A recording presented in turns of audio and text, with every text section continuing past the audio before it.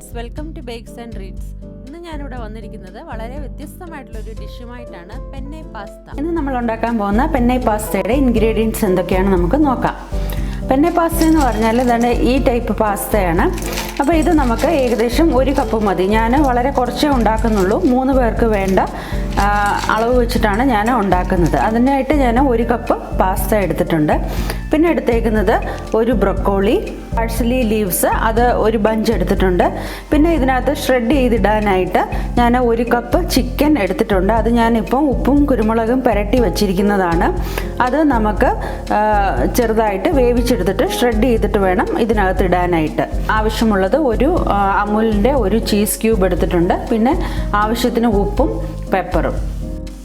ആദ്യം തന്നെ നമുക്കൊരു പാൻ അടുപ്പത്ത് വെച്ച് പാസ്ത വേവിക്കാൻ ആവശ്യമായിട്ടുള്ള വെള്ളം എടുക്കാം. അത് അല്പം ഉപ്പും കൂടി ചേർത്ത് നമുക്ക് ഈ വെള്ളം തിളപ്പിക്കാം.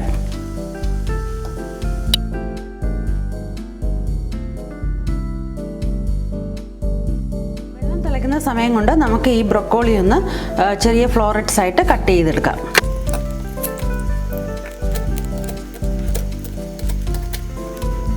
ബ്രൊക്കോളി നമ്മൾ ആവിയിൽ വേവിച്ചാണ് എടുക്കുന്നത്.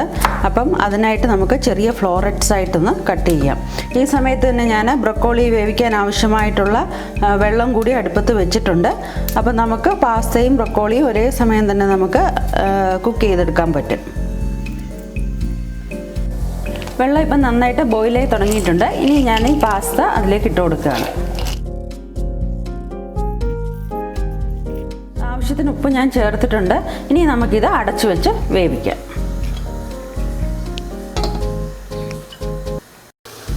ബ്രൊക്കോളി കൂടി നമുക്ക് ആവിയിൽ വേവിച്ചെടുക്കാം. അതിനായിട്ട് വെള്ളം ഞാൻ അടുപ്പത്ത് വെച്ചിട്ടുണ്ടായിരുന്നു. ഇനി നമുക്ക് ഇതിലേക്ക് ഇട്ട് കൊടുക്കാം. 2-3 മിനിറ്റ് മാത്രം ആവിയിൽ വെന്താൽ മതിയായിരിക്കും. അതിനുശേഷം നമുക്ക് ചിക്കൻ കൂടി വേവിച്ചെടുക്കണം. പാസ്ത വേവുന്ന സമയം കൊണ്ട് ഞാനിവിടെ ചിക്കനും കൂടെ ചെറുതായിട്ട് ലൈറ്റായിട്ട് ഫ്രൈ ചെയ്യാനായിട്ട് വെച്ചിട്ടുണ്ട്. ഷാലോ ഫ്രൈ ചെയ്തെടുത്തിട്ട് നമുക്കിത് ചെറുതായിട്ട് ഷ്രെഡ് ചെയ്ത് വേണം ഇത് എടുക്കാനായിട്ട്.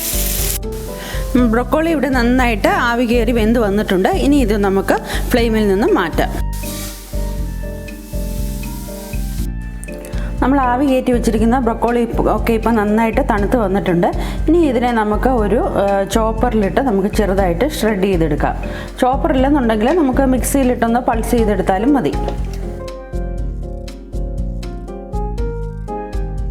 അപ്പം തന്നെ കുറച്ച് പാഴ്സിയില ഞാൻ ചെറുതായിട്ട് അരിഞ്ഞു വെച്ചിട്ടുണ്ട്. അതും കൂടി നമുക്ക് ചേർക്കാം. ഇതൊന്ന് ചോപ്പായി തുടങ്ങുന്ന സമയത്ത് നമുക്ക് 1 ടീസ്പൂൺ ഒലിവ് ഓയിൽ കൂടി ഇതിനകത്തേക്ക് ചേർത്ത് കൊടുക്കാം.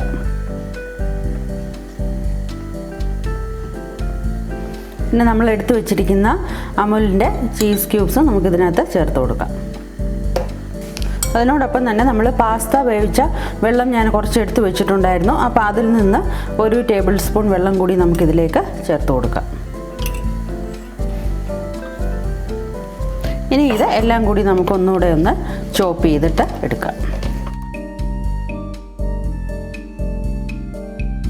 പാസ്ത ഇപ്പം നന്നായിട്ട് വെന്ത് വന്നിട്ടുണ്ട്. ഇനി ഇത് നമുക്കൊന്ന് സ്ട്രെയിൻ ചെയ്തെടുക്കാം. ചിക്കൻ നമ്മൾ ഉപ്പും കുരുമുളകും ഇട്ട് വേവിച്ച് വെച്ചിട്ടുണ്ടായിരുന്നു. അത് ഞാൻ ചെറിയ പീസസ് ആക്കി ഷ്രെഡ് ചെയ്തെടുത്തിട്ടുണ്ട്. ഇതൊന്നും കൂടി ചെറുതാക്കണമെന്നുണ്ടെങ്കിൽ നമുക്കത് ചോപ്പറിലിട്ട് ഒന്നും കൂടി ചെയ്യാം. ഞാനിതിൽ കുറച്ച് പീസസ് അങ്ങനെ ചെറുതാക്കി ഷ്രെഡ് ചെയ്യുന്നുണ്ട്. ബാക്കി അതേപോലെ തന്നെ വെക്കുകയാണ്. ഇത്രയും ഒന്ന് ഷ്രെഡായി കിട്ടിയാൽ മാത്രം മതിയാവും. ഇനി നമുക്കൊരു പാന് അടുപ്പത്ത് വെച്ച് അത് ചൂടായി കഴിയുമ്പോൾ അതിലേക്ക് നമ്മൾ ഷ്രെഡ് ചെയ്ത് വെച്ചിരിക്കുന്ന ബ്രൊക്കോളി പീസ് അതെല്ലാം കൂടെ ഉള്ള മിക്സ് നമുക്ക് ഇട്ട് കൊടുക്കാം.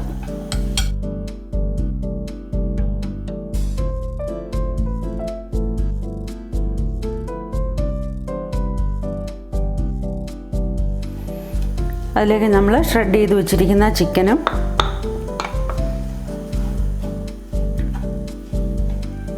പിന്നെ പാസ്തയും കൂടി നമുക്ക് ചേർത്ത് കൊടുക്കാം. പാസ്ത നല്ല വെള്ളമൊക്കെ തോർന്ന് നന്നായിട്ട് തോർന്നിരിപ്പുണ്ട്. ഇതുകൂടി നമുക്കിതിലേക്ക് ചേർത്ത് കൊടുക്കാം.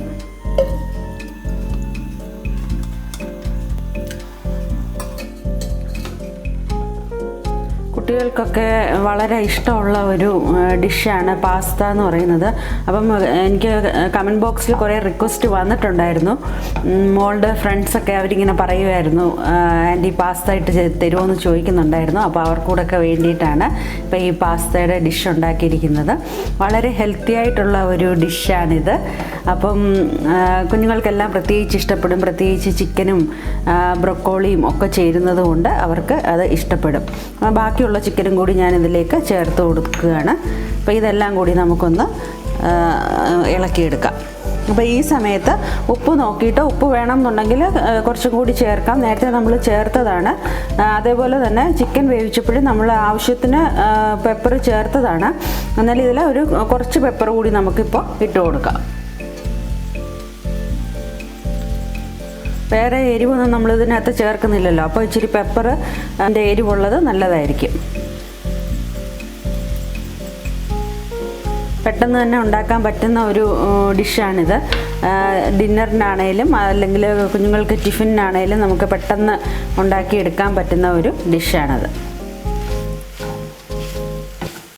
അപ്പോൾ നമ്മുടെ പാസ്ത ഇവിടെ റെഡി ആയിട്ടുണ്ട്. നമുക്കിനി ഇത് ഫ്ലെയിം ഓഫ് ചെയ്ത് ഒരു സെർവിങ് ബൗളിലേക്ക് നമുക്ക് മാറ്റാം. അപ്പോൾ നമ്മുടെ പാസ്ത ഇവിടെ റെഡിയായി കഴിഞ്ഞു. എല്ലാവരും ഇത് വീട്ടിൽ ട്രൈ ചെയ്ത് നോക്കണം. എന്നിട്ട് എല്ലാവരുടെ അഭിപ്രായം അറിയിക്കുകയും വേണം. പ്രത്യേകിച്ച് കുഞ്ഞുങ്ങളുള്ള വീട്ടിലവർക്ക് ഏറ്റവും ഇഷ്ടപ്പെട്ട ഒരു ഡിഷായിരിക്കും ഇത്. അതുകൊണ്ട് എല്ലാവരും ഇത് ട്രൈ ചെയ്യുമല്ലോ. Thank you.